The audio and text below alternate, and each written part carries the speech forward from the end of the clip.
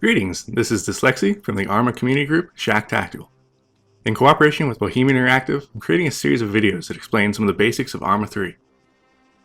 Today we'll be talking about the principles of combined arms warfare.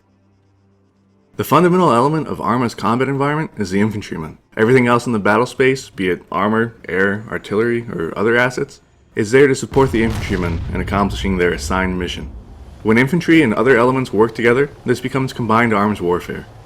It creates limitless tactical options, which we can only touch upon in this video, so let's cover some of the basics and introduce you to the combined arms warfare in Arma 3. Infantry are the focal point of military operations. If you need to take and hold ground, clear buildings in urban areas, or work in dense terrain, the infantry are who you turn to. While they carry limited capabilities to defend themselves from armored and aerial threats, it's always a dicey proposition to pose squishy, bullet-permeable soldiers against well-armed and armored opponents. While foot-mobile infantry are slow, they're also capable of being very quiet and stealthy, something that vehicles generally can't match. In contrast to infantry, vehicles are noisier, more heavily armed and armored, and have better optics and far faster speeds. They make up for their lack of stealth by being extremely mobile and hard-hitting. When it comes to mission design with combined arms scenarios, the best thing to remember is that every element, be they infantry or a vehicle, should play a role. Keep it fun and engaging for the whole team. Having one powerful element destroy everything may be fun for that element, but it'll be at the expense of the rest of the team. Be familiar with the strengths and weaknesses of different types of assets, and place threats that require teamwork to defeat. Finally, avoid single points of failure. If a vehicle is destroyed, the infantry should have other options to continue the mission. We'll go over several different aspects of the combined arms fight, starting with the matter of simply getting to the fight: transportation. There are three basic methods to use for this, either via ground, through the air, or at sea. Ground vehicles come in a variety of forms, from armored or unarmored trucks to armored personnel carriers or infantry fighting vehicles, wheeled or tracked. A good infantry transport will protect the passengers from small arms fire and provide some protection against mines or anti-tank weapons while being armed sufficiently to defend itself, as well as to support the troops once they've dismounted. Ground transportation is used whenever the infantry need greater mobility. While a short-range attack probably won't require such transportation, covering large terrain areas is much more viable with it. Having the transport vehicles armed with machine guns and grenade launchers helps to give more punch to the unit overall, increasing their capabilities and effectiveness against comparable threats. Aircraft take the form of helicopter transports. These will generally be used to transport a squad or more of infantry, using their speed, mobility, and range to drop troops in locations the enemy might not expect, or that could not otherwise be reached through ground transportation.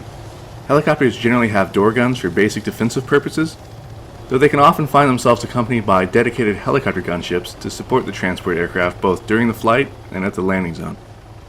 Aerial transportation is best used when the threat environment permits it. Flying through an area with heavy anti-aircraft capabilities is to be avoided, as it only takes one good missile strike to knock a helicopter out of the sky. Aerial transport allows troops to bypass enemy strongpoints on the ground and strike from unexpected directions, as well as rapidly reposition across large areas of terrain. Whether working with helicopters or ground transportation, a few simple guidelines help to keep things moving smoothly. First, leaders must keep accountability of their troops and work to quickly load or unload vehicles when the time arrives. It's up to the senior member of each infantry element to let the vehicle crew know that his troops are loaded and ready to go, or have fully unloaded, freeing the vehicle to maneuver or leave the area. Next, it's important for the overall infantry leader to choose landing sites or dismount positions that are comfortably beyond the expected enemy threat range. It's better to approach the enemy positions with infantry dispersed and moving tactically through the terrain, rather than have everyone bottled up inside a transport, risking entire elements being wiped out from a transport's destruction. Seabourn Transportation comes in the form of raiding and assault craft. Whether armed or unarmed, these can rapidly drop soldiers onto coastal locations, permitting troops to strike from the sea and then quickly withdraw back to the ocean. It's best not to be taken under fire in these, as the sea offers no concealment and a boat's hull is extremely vulnerable to any enemy weaponry. Moving past transportation, there are many different assets that can combine forces with infantry during a battle. These fulfill a range of roles primarily relating to fire support and reconnaissance. On the ground, armored support, such as infantry fighting vehicles and tanks, are significant force multipliers for an infantry unit. Armored vehicles are capable of using their powerful sensors to see things the infantry might otherwise miss, and can put fire on targets well beyond the infantry's effective range, via cannons, missiles, and machine guns. The relationship between armor and infantry is a mutually beneficial one. The infantry provide protection and security at close range, while the armor does the same at longer distances or against heavier threats. Infantry can locate threats without exposing the armor to danger, only calling them forward when a particular target is discovered and requires engagement. Personnel carriers and infantry fighting vehicles can provide mobility to their troops, allowing forces to be rapidly drawn out of dangerous areas or redeployed to take advantage of enemy weaknesses. The heavy weapons of armored vehicles can be used to destroy hardpoints such as bunkers or enemy-occupied buildings, as well as create breaches in walls to permit infantry to attack from unexpected directions. Having armored vehicles overwatching the movement of infantry can make for extremely responsive and accurate fires in the event that threats present themselves against the infantry. Bringing an anti-aircraft vehicle along for a mission can act as a major deterrent to enemy air forces. Armored support is best employed to defeat comparable enemy threats or when infantry needs significant overmatch capabilities to accomplish their mission. In short, it's better to bring heavier guns than the enemy whenever possible. Armor must be carefully considered against the capabilities of the enemy. If the enemy has numerous anti-tank guided missiles, it might be better to hold back friendly armor until those missiles can be neutralized by friendly infantry. Aerial support offers the same basic capabilities of fire support and reconnaissance, but from a unique vantage point that's able to see things that ground units may be unable to detect. When the enemy threat level permits it, helicopters can orbit friendly positions, providing security to forces on the ground and giving early warning of any threats closing in from a distance. These same helos can do route reconnaissance, flying along the path that friendly ground units will be using and trying to locate any threats that might be positioned in the way. Aircraft with door guns can use these to scatter and harass enemy infantry or disable soft vehicles.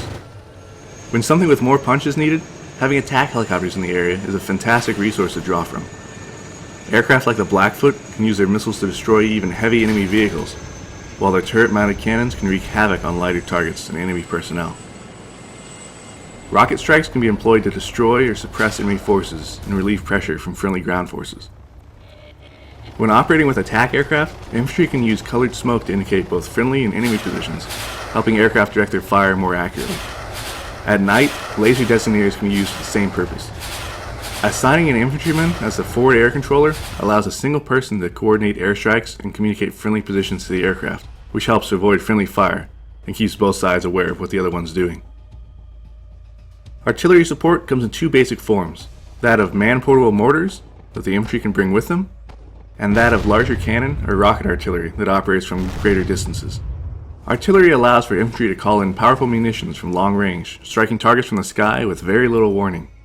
These munitions come in a variety of forms designed to destroy ground-based vehicle and personnel threats, as well as provide screening via smoke, illumination through flares, or delivering anti-tank or anti-infantry mines on demand. Artillery requires that someone on the front lines acts as a forward observer.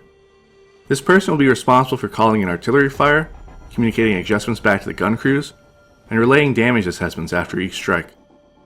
Due to the distances artillery rounds fly, it takes some time for the gun crews to determine the correct settings, dial them in, and for the rounds to fly to their target. This requires that the forward observer takes that into consideration. Targeting moving troops, for instance, requires a good amount of forward looking. It's also important that forward observers keep a wide margin of safety around their own troops. Calling fire should be done a safe distance from friendly ground forces whenever possible to allow room for errors without having rounds fall on friendlies. The bigger the munition, the larger that safety margin should be.